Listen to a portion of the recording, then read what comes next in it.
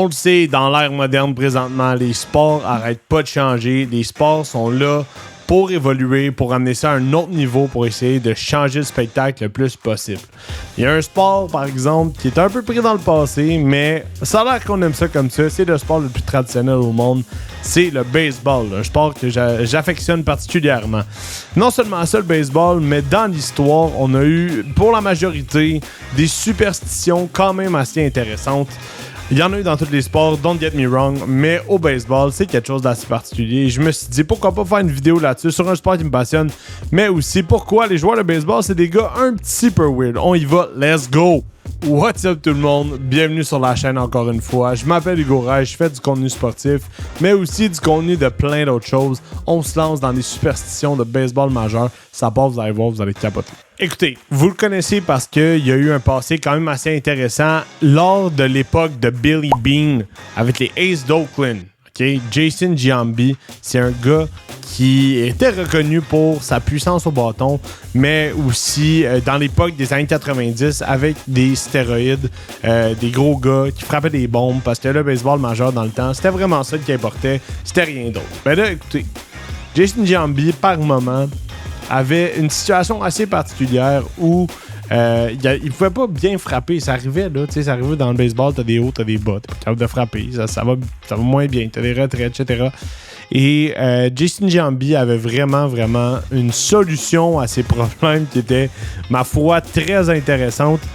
Il se mettait le fameux Golden Thong. Et ça, on appelait ça le Slump Buster dans le jargon, dans ce temps-là, dans le baseball majeur. Le Golden Thong, qui était, écoute, quelque chose d'assez intéressant parce que pour ce qui est de Giambi, un gars qui a frappé beaucoup de circuits, eh bien, on se demande-tu, est-ce que c'est le pouvoir du Thong qui a été là depuis le début? Ce qui est intéressant là-dedans, c'est vraiment comique. Bon, comme vous le savez, dans le temps, à l'époque, dans les années 80, il y avait un autre joueur qui était super intéressant, super électrisant. Un joueur que vous avez apprécié à Montréal. Il a été de passage avec les Expos. On parle ici de Moises Alou. Et là, Moises Alou est arrivé dans un temps dans le baseball majeur où les gants de frappeur commençaient tranquillement à être en tendance, commençaient tranquillement à pouvoir avoir un impact sur le style de jeu, avoir un impact sur, naturellement, l'état des mains après avoir plusieurs élans, après prendre plusieurs swings.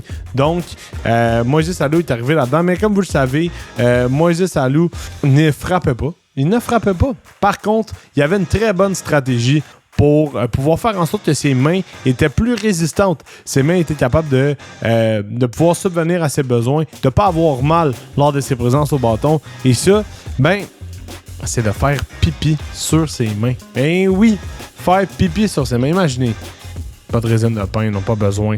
Pas se cracher dans les mains non plus. On voyait beaucoup de joueurs de baseball qui faisaient ça dans le temps, se cracher dans les mains. Non.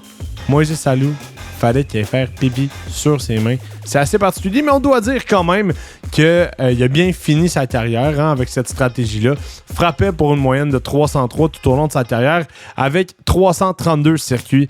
Donc voilà, Moises Alou qui était reconnu pour faire pipi sur ses mains. C'est très drôle. Un autre joueur bien reconnu dans le baseball majeur dans les années 2000, autant que ce soit pour les Rangers du Texas que pour par la suite les Yankees de New York et les Angels dans la même. Mark Teixeira, qui est un joueur de premier but, frappeur désigné, très reconnu avec beaucoup de puissance, pouvait faire tout ce qu'il voulait un peu. Mais écoutez, Mark Teixeira, il y avait une petite superstition assez particulière pendant un match des Yankees, alors que son vestiaire était juste à côté de celui de CC Sabathia, lanceur des Yankees dans ce temps-là.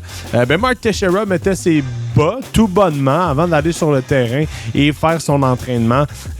Mark Teixeira, à noter, portait le numéro 25 avec les Yankees de New York. Il est arrivé, met un bas numéro 25, l'autre bas, regarde pas trop, 2-5, même affaire finalement. c'était le bas numéro 52, le bas de CC Sabathia. Et écoute, que peut dire de cette soirée-là? Teixeira a fini la soirée avec 2 circuits, 6 points produits. Et depuis, ça a été quelque chose qui a été récurrent. Vu qu'il a connu une bonne sortie, a décidé de garder ça tout au long de sa carrière avec les Yankees. Et lorsque, bien évidemment, CC Sabathia était son coéquipier, mais quand même une drôle de superstition à avoir 2 bas différents, 1,52, 1,25 pour Mark Teixeira. Mais encore une fois, fait partie de tout ça. Une autre superstition assez intéressante, fan des Blue Jays, vous allez vous souvenir de lui, R.A. Dickey, le maître de la balle papillon après Tim Wakefield. R.A. Dickey a passé la majorité de sa carrière avec les Mets de New York, là où il a connu le plus de succès, disons-le. Mets de New York qui sont bien évidemment dans la Ligue nationale. Et pour ceux qui ne savaient pas, la Ligue nationale, les lanceurs avant pouvaient frapper. Ils faisaient partie de l'alignement de frappeurs. Et R.A. Dickey avait une superstition quand même assez particulière par rapport à ça. Il nommait ses bâtons. Donc, il était très proche de ses bâtons. On s'entend, l'outil le plus important dans le baseball après son gant, c'est le bâton. Pour la majorité des gens, R.A. Dickey a pris son rôle de frappeur très au sérieux lorsqu'il lançait pour les Mets et nommait ses bâtons. Et là, je vais vous dire quelques noms parce que c'est assez drôle. Orchrist, Goblin Cleaver et Runting. Tous des noms un peu particuliers, style Seigneur des Anneaux un peu. On sait pas trop à quoi s'attendre, mais écoutez, ça marchait pour Dickey. Une superstition qui me fait bien rire du côté d'R.A. Dickey. Bon, après avoir des G-strings en or, après s'être pissé ses mains, après avoir nommé nos bâtons, après avoir changé de bas, avoir des bas différents, Jim Leyland, lui, avait une superstition assez particulière. En 2011, les Tigers avaient une séquence de victoires assez intéressante et Jim Leyland a décidé de porter la même paire de sous-vêtements tout au long de cette séquence de victoires. Il s'est dit, tant et aussi longtemps que les Tigers continuent à gagner, je vais mettre la même paire de sous-vêtements. Et ce, jusqu'à temps que la séquence se termine. Les Tigers qui, à ce moment-là, étaient en feu, avaient un alignement très impressionnant avec notamment Justin Verlander, Max Scherzer, mais aussi Miguel Cabrera, Prince Fielder de ce monde, qui faisaient toute partie de cette grosse alignement-là des Tigers. Donc, Jim Leyland, leur gérant, leur coach, a juste décidé que lui, c'était la même paire de sous-vêtements jusqu'à temps qu'il y ait une défaite. Imaginez avoir un des meilleurs releveurs de l'histoire du baseball majeur, Trevor Hoffman, dans votre alignement et ne pas avoir vu un seul de ses sauvetages. C'est ça qui s'est passé à Kevin Towers, le DG des Padres de San Diego, alors qu'il quittait sa loge lorsque Trevor Hoffman arrivait sur le terrain pour faire un sauvetage. Et il faut dire que ça a marché parce que Hoffman a quand même terminé sa carrière avec 601 sauvetages en carrière. C'est assez impressionnant. Et vous, vous n'avez vu aucun de ces sauvetages-là. Ça, c'est comme dire, je suis le DG du Canadien de Montréal et à chaque fois que Cole Caulfield fait un but, j'essaie de quitter. Ou à chaque fois que c'est la première période, je décide de quitter et le Canadien gagne. Écoute, je veux bien, là. Comment tu peux voir le talent? Comment tu peux vendre tes joueurs après, là, si t'es pas capable de voir ce qui se passe? Clairement, ça a marché.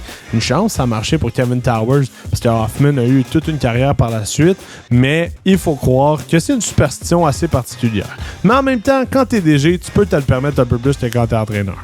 Ok, écoutez, une autre histoire de gars qui met la même chose over and over again. Vous le connaissez, son nom c'est The Freak. Tim Lincecum, un des meilleurs lanceurs des années 2000 pour les Giants de San Francisco, a été un All-Star 4 ans dans sa carrière, a remporté 3 séries mondiales. C'est un gars incroyable, 2 Cy Young consécutifs. On l'appelait The Freak à cause de sa motion, carrément très particulière. Mais Tim Lincecum, lui, sa superstition très simple, portait la même casquette à tous les jours. À tous les jours, même casquette tous les départs. Et ça l'a vraiment aidé. Et c'est une des raisons pourquoi il a connu autant de succès, ce Tim Lincecum, portait la même casquette. J'espère qu'il la lavait, j'espère qu'il connaissait les bonnes techniques pour la laver, parce que sinon, je peux vous dire une chose, ça scrape une palette, puis pas à peu près. Donc, chapeau. C'est le cas de le dire, à Tim Lincecum pour une belle carrière. Ça me tentait de finir avec un banger parce que ce gars-là, si c'est pas un des gars les plus mystérieux de l'histoire du baseball majeur, aucune idée. OK? Il y avait beaucoup de secrets, mais vous l'aimez. C'est un gars au temple de la renommée. Il a été un All-Star 12 fois dans sa carrière. Il a gagné une série mondiale en 96. Il a gagné 2 Gold Gloves, 8 Silver Slugger et 5 titres des frappeurs.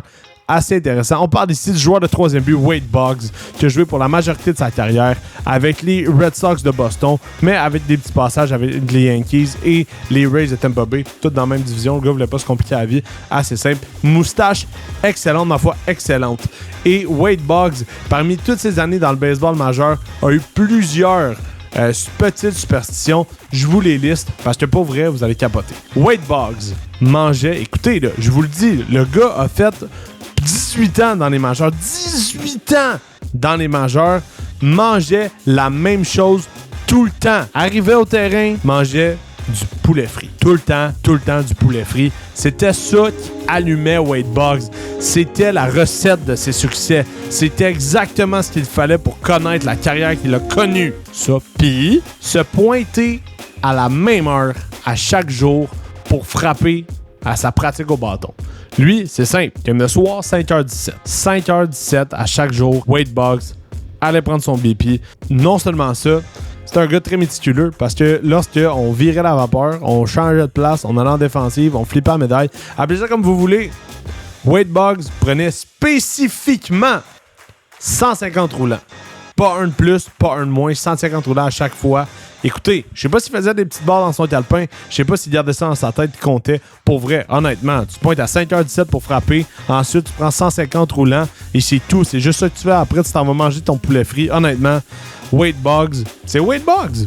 C'est la stratégie derrière le succès de Wade Boggs. Ça devrait être un livre, pour vrai. OK, ça, c'est la meilleure, je pense, concernant Wade Boggs. Wade Boggs allait écrire un mot en hébreu. À chaque fois qu'il jouait sur ses bâtons, il écrivait le mot « chai ». La définition de ce mot-là, c'est « vie ». Donc, Wade Boggs écrivait le mot « vie », donc « chai » en hébreu, à chaque fois qu'il allait frapper dans la boîte des frappeurs.